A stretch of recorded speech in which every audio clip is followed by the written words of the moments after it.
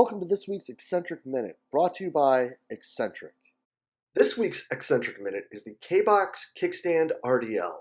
This is an exercise that ticks a lot of boxes for me. We're looking at single leg strength, we're looking at posterior chain strength, and we're looking at anti-rotary stability all in one exercise. For this one, I like to do it with my back foot on the toe plate that comes with the Kbox. This is something that's really helped me when it comes to being able to sit more into that front leg's hip. I like to set my foot right even with where the tether comes up from the Kbox, and then give it a good old kick back, push your hips back, keep your shoulders square, and really stretch into that hamstring and the hip of the front leg. From there, we're just trying to drive that foot down, pull our hips through, and again, keeping that posture and trying not to drop our shoulders. Give this one a try. I'm sure it's one that you and your athletes are going to love and see great results from. I really hope you enjoyed this week's Eccentric Minute. Make sure you check them out at eccentric.com to find out everything you need about the Kbox and the K-Pulley. Being a strength and conditioning professional requires constant pursuit of better knowledge, better methods, and better means. But what if there was a place where strength and conditioning coaches could learn from some of the most innovative practitioners in the world, such as Jeff Moyer, Lachlan Wilmot, William Wayland, James the Thinker Smith, and Kirwenham Flatt? Well, you could find multiple lectures from each of these top-level coaches and a few lectures and examples from yours truly as well, all in the Strength Coach Network. The Strength Coach Network is going to bring you well over 100 different lectures from some of the top practitioners in the world to be your one-stop shop for your continuing education and professional development. So hop on over to strengthcoachnetwork.com/CVASP today and get your 48-hour trial for only $1. That's strengthcoachnetwork.com/CVASPS to get your 48-hour trial for only $1. I look forward to seeing you in the Strength Coach Network. Dave, thank you so much for spending the time with us today, man. Oh, dude, fired up, man. I've been listening to this for a long time, so I'm just excited to get on here. I'm glad some other people have gone before me, so I don't have to break the ice. Yeah, well, listen, brother, I'm fired up for this because we're going to take this in a little bit of a different direction than the typical way we've been going of late. But before we get too far into this, who is David Kitchen? Where are you at, and how'd you get into what you're doing now, man? Yeah, definitely. So kind of Cliff Notes version. Went to Susquehanna University, small D3 school in central Pennsylvania. Had the opportunity to play ball there. Got kind of sidetracked with injury, and like so many other strength coaches, fell in love with the barbell as part of my rehab process. So I graduated with a business degree, went into the business field, selling IT systems and cloud software, and realized very, very quickly that was not for me. That was not where I wanted to be. So started calling around and seeing if there's any coaching opportunities with football. Ended up coaching at the high school level, running the weight room there and doing strength and conditioning at a very rudimentary level. But it really kind of lit a fire for me and was like, hey, you know what? This is really what I want to do with my life. So sat down and started writing letters and asking coaches, where can I intern? How do I get into this thing? And got lucky enough to get hooked up with Todd Hammer, who brought me out to Robert Morris, gave me a shot. And, the rest kind of started to snowball from there. I got the opportunity to come home to Bloomsburg University, which is not far from where my parents lived. I actually ran out of money at Robert Morris. And so was able to intern at Bloomsburg for a semester. And the assistant who was there at the time quit. And so the director of football came to me and said, you want this assistant job? And so I was able to step into that. And then from there, we only had strength and conditioning for football. There was nothing organized for the rest of the university, which, there's a ton of really successful programs there. So I was really thrown off by that. But we sat down, had a conversation, and decided to start pursuing to make that kind of a whole, encompassing thing for the whole university. And so we pitched it to the AD. He said, I'm on board. Let's see how many teams sign up in the first year. And then if it takes off, we'll create a position for it. So we pitched it to the school. 7 teams signed up. So I was now the assistant, and I had 7 teams. And it was really cool. It was a really awesome experience. And then the next year, they created the position. They created a director of strength and conditioning position for the entire university. And honestly, I didn't expect to get it. I was young. I was 24, 23. completely underqualified, figuring it out as we all are. And I was lucky enough to get the job, and that gave me experiences that I can never thank people enough for. It was unbelievable to be that age and have that experience in that seat with 21 sports underneath you, and go from being an assistant with football to now being over everything. It was unreal, and having people like Bill Perkins, who was the football director in my corner, made that such an easy transition, and made it such a beneficial thing for me. So spent a year and a half doing that, then was able to go out to UNLV as the assistant director of football strength and conditioning. Was working with softball as well out there. Then from there, I came back home, went to Susquehanna University, my alma mater, as the director of strength and conditioning, spent some time there, and then got hooked up with Coach Byington and the Georgia Southern staff. Was able to transition to Statesboro and Georgia Southern University and run basketball last year. And then obviously with COVID going on, things got shut down. Kind of sent me on a soul searching journey to kind of see what I wanted to do and how I wanted to handle this transition point with COVID. And I decided it was time to make a change. And so I got out of the college sector and started training private sector, and actually launched a business as well. So now I'm doing leadership development, some consulting work, and I'm also training on the side as well. It's a heck of a ride, man. Yeah, it's been a crazy 7 years, man. It's taken me all over the country and introduced me to some awesome people and given me unbelievable experiences. So it's been really fun.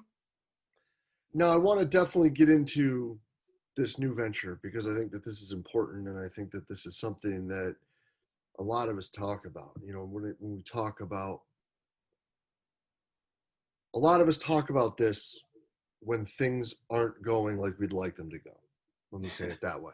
Yep. Because the two words of leadership and culture are like super buzzwords that tend to kind of have a level of fake confusion around them.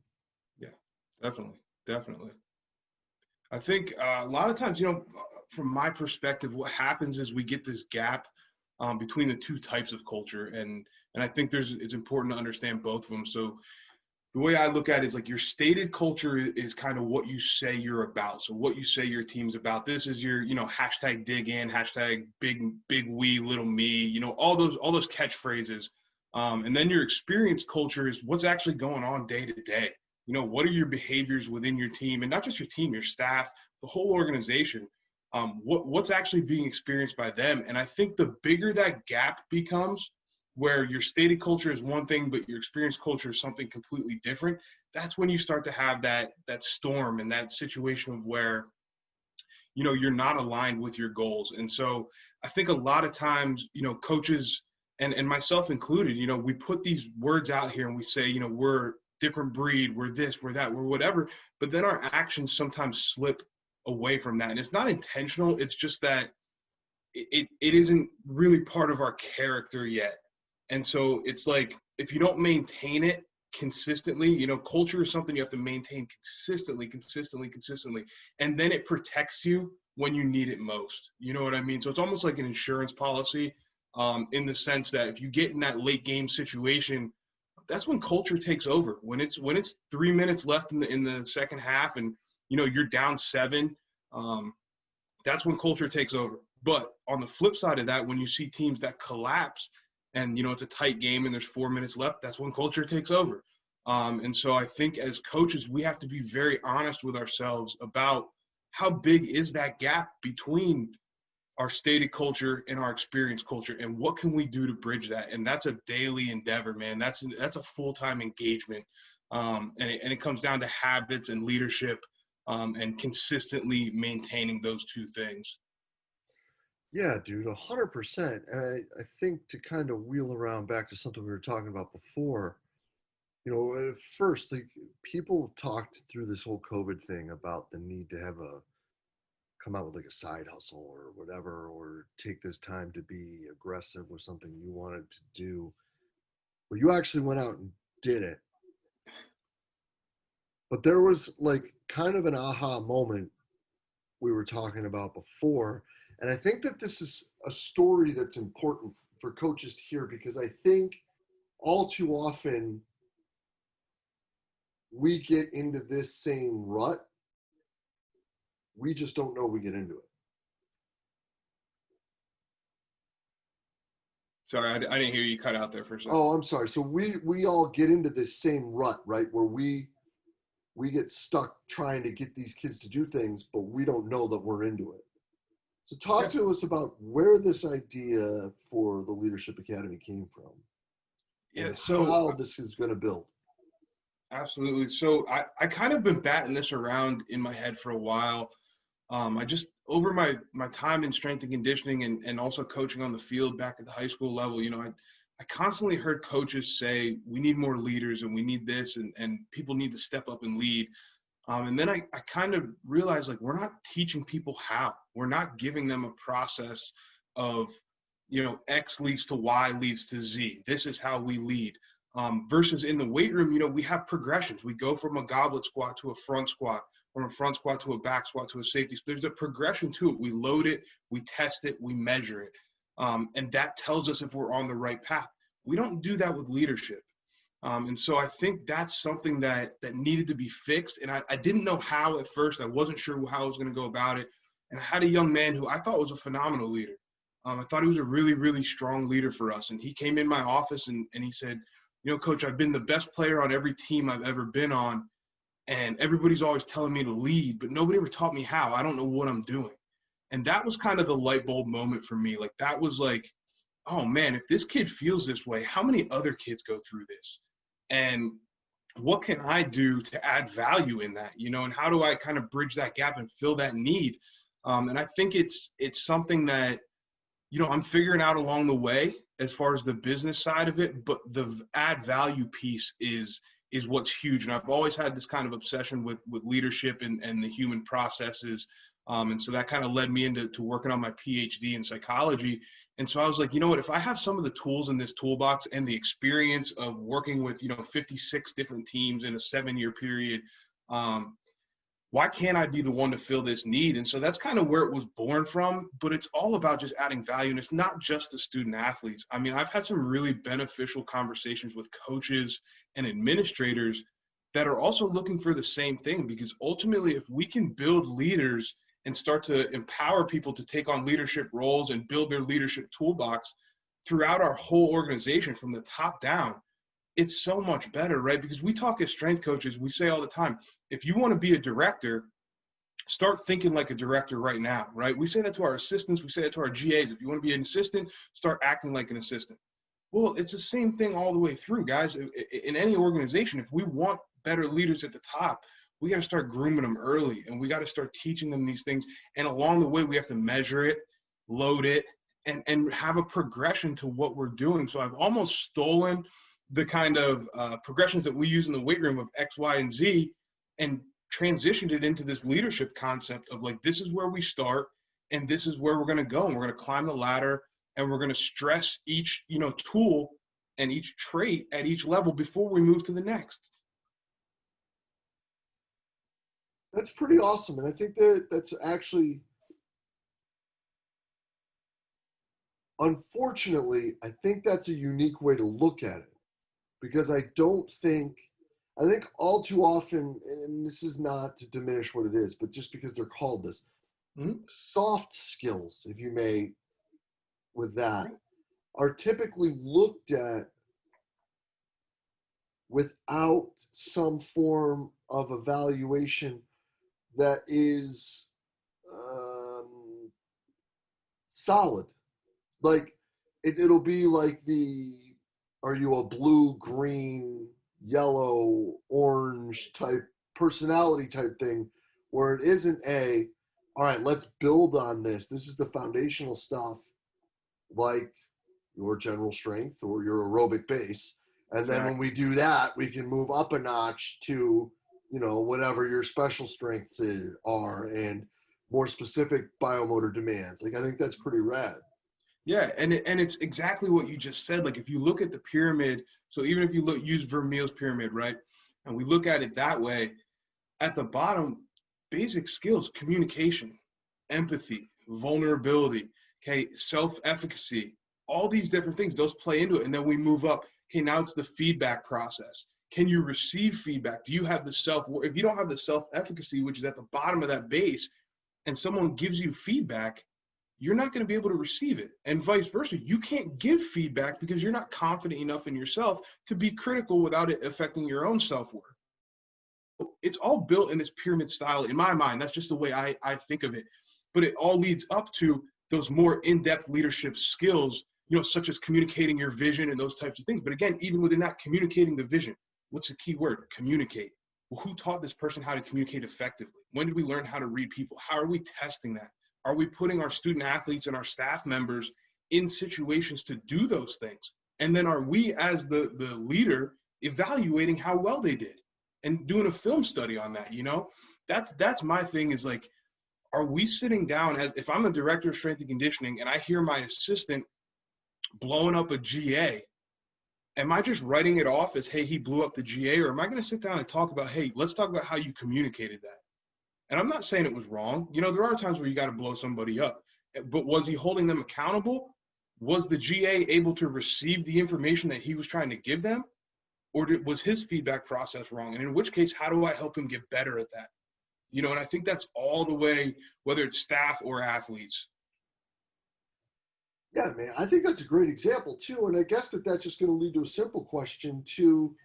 When you do get the opportunity to talk with people, or when you do keep working to build these curriculum, where are like the big ones that you look at and you're like, we missed the boat on this?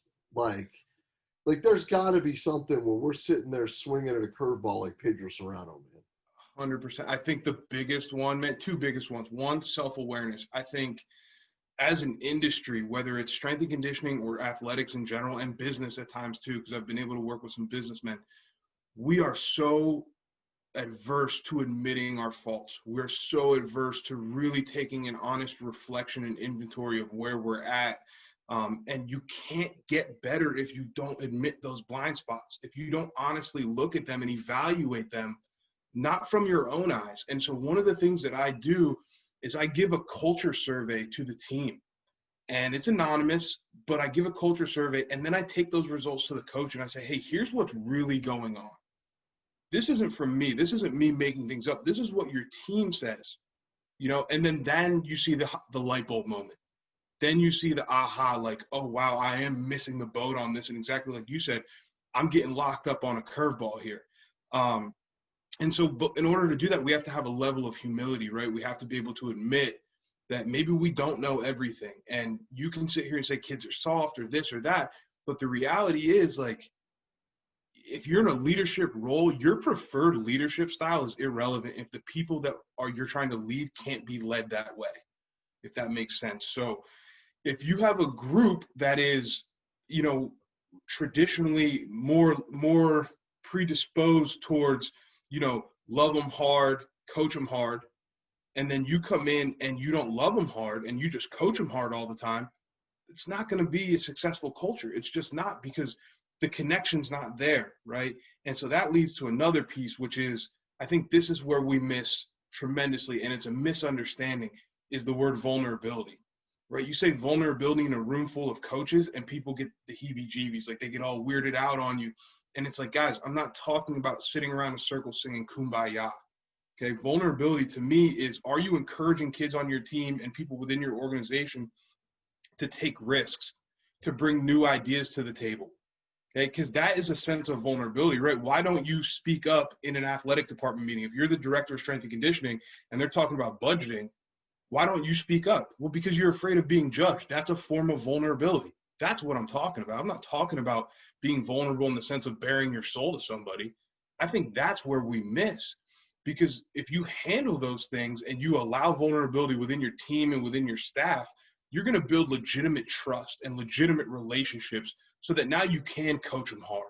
Now you can push because they trust you and they understand that you're a human as well. So I think two of the biggest opportunities for a new coach and anybody that's listening to this, and I screwed them up myself, two of your biggest opportunities whenever you're a new leader is your first opportunity to show vulnerability, whether that's admitting you made a mistake and owning it, taking a risk on something and maybe failing forward, anything like that. The other big opportunity is your first disagreement. How do you handle it? What is your reaction? Because that's going to tell everyone in the room how well you manage your emotions. And as leaders, it's our job to be the constant, not the variable in people's lives. They look for a level of consistency. So that's kind of where I think we miss, is vulnerability and self-awareness. That's a huge quote. As a leader, we're the people that need to be the constant, not the variable. That's it. Be the constant, not the variable. As humans, we look for consistency. Like when you're building a relationship with someone, and we'll talk about it from a marriage standpoint.